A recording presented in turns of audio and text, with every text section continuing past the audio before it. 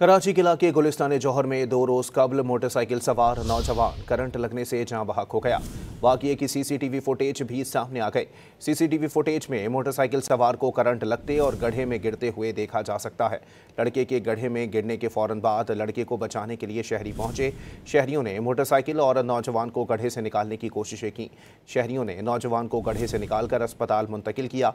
अस्पताल में डॉक्टर्स ने लड़के की मौत की तस्दीक की। कराची के इलाके गुलिस्तान जौहर में 2 रोज कबल मोटरसाइकिल सवार नौजवान करंट लगने से जाँ बहक हो गया। वाक़ये की सीसीटीवी फुटेज भी सामने आ गई। सीसीटीवी फुटेज में मोटरसाइकिल सवार को करंट लगते और गड्ढे में गिरते हुए देखा जा सकता है। लड़के के गड्ढे में गिरने के फौरन बाद लड़के को बचाने के लिए शहरी पहुंचे। शहरियों ने मोटरसाइकिल और नौजवान को गड्ढे से निकालने की कोशिशें की। शहरियों ने नौजवान को गड्ढे से निकालकर अस्पताल मुंतकिल किया। अस्पताल में डॉक्टर्स ने लड़के की मौत की तस्दीक की।